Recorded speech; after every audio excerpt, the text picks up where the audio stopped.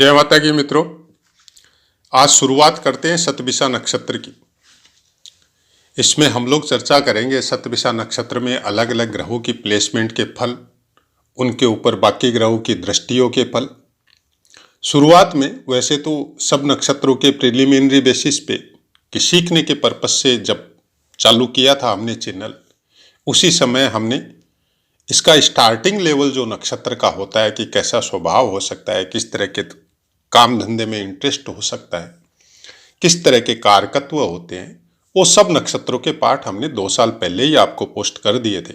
अगर आप first time जुड़ रहे हैं तो आप शुरू से स्क्रॉल करते हुए आइए चैनल को, तब आपको हम ये तो नहीं बोल सकते कि भाई हमारा ही चैनल में सबसे अच्छा ज्ञान प्राप्त होता है, लेकिन ये जरूर बोल सकते हैं कि जो माँ भगवती ने जितना दिया है उसमें बिना कोई काट छाट के आपको सही तरीके से प्रोवाइड करने की कोशिश की है हमने न तो हम नहीं चाहते, हम खुद भी अपने जीवन में भी ऐसी भ्रांति वगैरह में जीना नहीं चाहते, और हम ये कोशिश करते हैं कि इस चैनल के द्वारा भी आपके मन में कभी भी कोई भी चीज का कोई नेगेटिविटी नहीं आए, क्योंकि न तो ग्रह न नक्षत्र किसी को भी नेगेटिव करने के लिए कभी नहीं इन लोगों की रुचि होती है, और नए ये करते हैं बशर्ते कि आप उसको समझ सको ठीक से।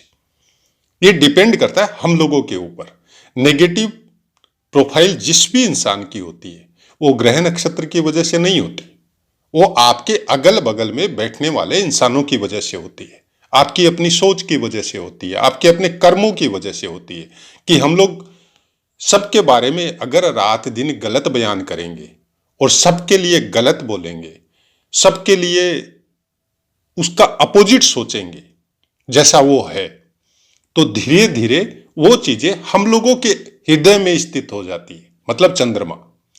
तो हम लोग अपने चंद्रमा को खुद खराब करते हैं और नेगेटिविटी ऑटोमेटिक शुरू हो जाती है। तो बचिए उन चीजों से। जो भी आपके अगल बगल में है थोड़ी स्क्रूटनी कीजिए उनकी कि वो हमेशा क्या नेगेटिव बातें करते हैं, तो दूर हो जाइए, क्योंकि ये सबसे बड़ी अड़चन है आदमी की प्रोग्रेस के लिए, आदमी की विल पावर के लिए।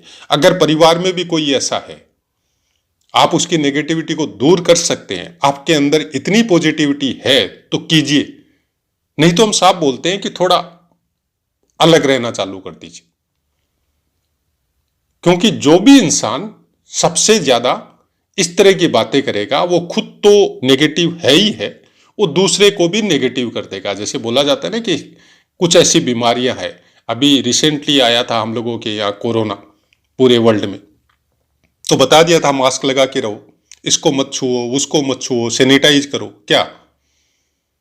जिसकी पॉजिटिविटी मतलब जिसका विल पावर या फिर जिसकी एंटीबॉडीज अगर कमजोर है तो उसको दूर से ही हवा से वो लग जाएगी। मतलब सामने वाले की नेगेटिविटी, जिसकी एंटीबॉडीज कमजोर है, जिसकी पॉजिटिविटी कमजोर है, उसको जल्दी टच करेगी वो।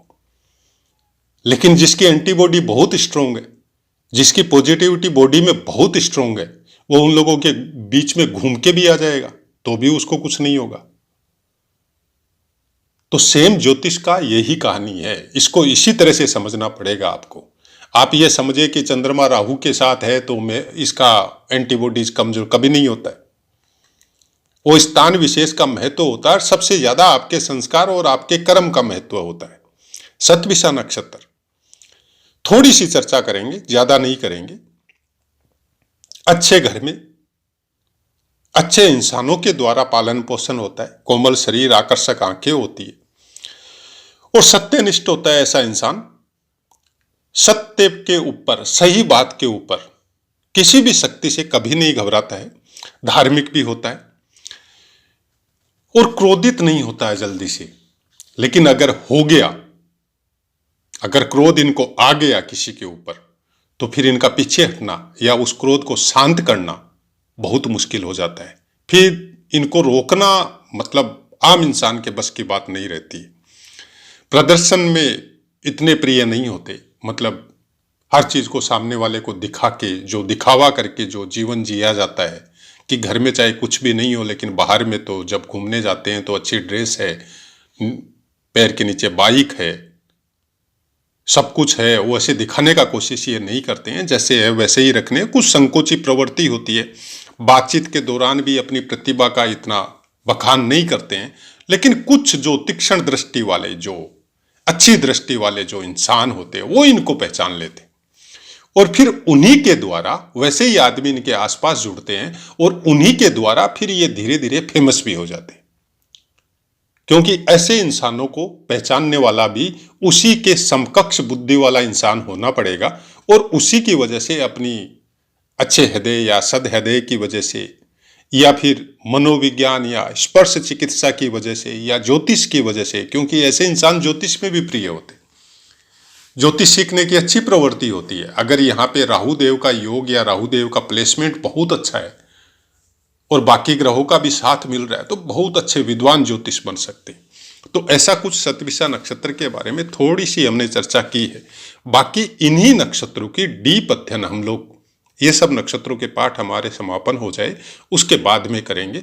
और फिलहाल हमारे जो पाठ है ग्रहों के जो दे रखे हैं हमने, शायद मिथुन लग्न तक हमने दिए हैं, उनको भी शुरू करने की कोशिश है। लेकिन कुछ समय का अभाव समझ सकते हैं, या फिर ज्योतिष जैसे विषय में किसी भी पाठ को बोलने के पहले बहुत कुछ सोचना पड़ता है, बहुत कुछ पढ़ना भी पड़ता है, वापस रीराइट भी करना पड़ता है हर चीज। क्योंकि कुछ एक अलग प्रेरणा है ईश्वर के द्वारा कि ऐसी बातें नहीं बोले जिसको सुन के आपका मन दुखी हो, आप नेगेटिव हो। इस चैनल का मकसद आपको नेगेटिव करना नहीं है। चैनल का मकसद केवल इतना है कि आप पॉजिटिव हो। और जो भी भ्रांतियां वगैरह जो बताई जा रही है कि किसी एक योग में सूर्य या राहु हो, राहु या चंद्रमा हो, शनि या चंद्रमा हो, कुछ ऐसी ऐसी भ्रांतियां सुनने को या देखने को मिलती है। हाँ ठीक है, ज्योतिष शास्त्र की पुस्तक में भी कहीं जगह ऐसी बातें लिखी हुई है, लेकिन क्या वो वैसा का वैसा होता है? नहीं होता है। हमारे पास कई कुंडलियां पड़ी है, अच्छी अच्छी प्रोग्रेस करी है उन इंसानों ने, मन पे बड़ा कंट्रोल है उनका। लेकिन उन लोगों ने अपनी दिनचर्या को व्यवस्थित किया है, हर चीज को नियमों में बांध दिया है कि मेरे को इतनी बजे से लेके इतनी बजे तक ये काम करना है तो करना है। और जब आप नियमों में बन जाते, किसी भी ग्रह नक्षत्र का असर साधु संतों पे क्यों नहीं होता? किसी ग्रह नक्षत्र का असर जो सेना में ड्यूटी करते हैं या पुलिस वगैरह में ड्यूटी करते हैं, डिफेंस वगैरह में, उनके ऊपर क्यों नहीं होता ये सब चीजों का असर? क्योंकि वो नियमों में बंधे हुए हैं। जब आप नियमों में बंध जाते हैं तो आपके ऊपर सबसे ज्यादा एक्टिव शनिदेव हो जाते हैं, और शनिदेव के सामने किसी ग्रह का चलना बहुत मुश्किल है। इसी तरह से अपने को ज्योतिष को समझना पड़ेगा। अगर आप इसी तरह से समझते रहे कि मेरा तो राहु और चंद्रमा साथ है तो ग्रहण योग हो गया, अब हमको किसी भी चीज में सफल नहीं होंगे। बहुत सी ऐसी कुंडलियां हैं जिनके राहु और चंद्रमा, मेरे खुद के बॉस जो है उनके पास भी है कि राहु और चंद्रमा साथ में है और केतु और सूर्य साथ में, और बहुत सफल है। तो ये सब चीजों की भ्रांतियां अपने दिमाग से निकाल दीजिए। कभी कोई ग्रह या कभी कोई नक्षत्र आपको प्रताड़ित नहीं करता है, वो अपने अनुसार, आपके प्रारब्ध के अनुसार आपको वो सब चीज प्रोवाइड करवा रहा है। और वो आपको रास्ता भी बता रहा है कि मेरे इस प्रकोप से या मेरे इस आर्थिक लाभ से जो मैं आपको दे रहा हूं, उसके लिए आपको अच्छे कर्म करने, सदकर्म करने। सूर्य का शतभिषा नक्षत्र में अगर सूर्य देव हो तो चारों चरणों में, एक चरण नहीं, चारों चरणों में कोई विशेष अच्छा फल नहीं बताया गया है। लेकिन इसमें यह भी नहीं लिखा गया है कि कोई बुरा फल होगा। हाँ, कुछ शर्तें लगा दी गई कि इन नक्षत्रों के ऊपर अगर सूर्य देव है, उस ग्रह की अगर दृष्टि पड़ रही है तो बहुत अच्छे फल प्राप्त होंगे। तो वो दृष्टियों की बातें हम लोग कर लेते कि अगर आपका शतभिषा नक्षत्र में अगर सूर्य देव हो और चंद्रमा की दृष्टि पड़ रही हो तो ऐसा इंसान लेडीज के द्वारा धन प्राप्त करता है। अब लेडीज कैसे? कि आपने कोई ऐसा बिजनेस किया है जिसमें उस बिजनेस को संभालने के लिए टोटल फीमेल ही आपके पास है, या फीमेल के द्वारा ही वो बिजनेस चल रहा है। ऐसे बहुत से बिजनेस है। नॉर्मली हम लोग जब भी ये सब होम अप्लायंसेस के बिजनेस देखते हैं या घरेलू कोई उद्योग वगैरह देखते हैं तो उनमें यही सब होता है। मंगल देव की दृष्टि हो वकालत के पैसे में जा सकता है, बुध देव की दृष्टि हो, बहुत अच्छा अपने लिए हंसी मजाक वाला इंसान, या बात में बात जिसको बोला जाता है ना कि हर किसी को छेड़ने की प्रवृत्ति, कुछ इस टाइप का व्यवहार हो सकता है इंसान का। गुरुदेव की दृष्टि बहुत अच्छा होता है, परोपकारी होता है, अच्छे मन का इंसान होता है, बुद्धिमान भी होता है। शुक्र देव की दृष्टि सभी प्रकार के सुख प्राप्त होते हैं, और शनि देव की दृष्टि हर चीज से संपन्न बनाता है, शत्रुहंता बनाता है, कोई भी चीज की कमी कभी इंसान को प्राप्त नहीं होती है। अब ये सब चीजें जो बता दी गई है नक्षत्रों के द्वारा, जब हम लोग ग्रहों की चर्चा करते हैं तो उससे अपोजिट फल भी प्राप्त होते हैं।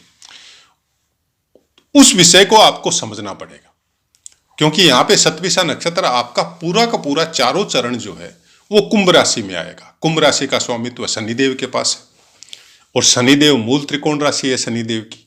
तो आपको यह देखना पड़ेगा कि शनिदेव की प्लेसमेंट कैसी है, शनिदेव कहां पे विराजित है।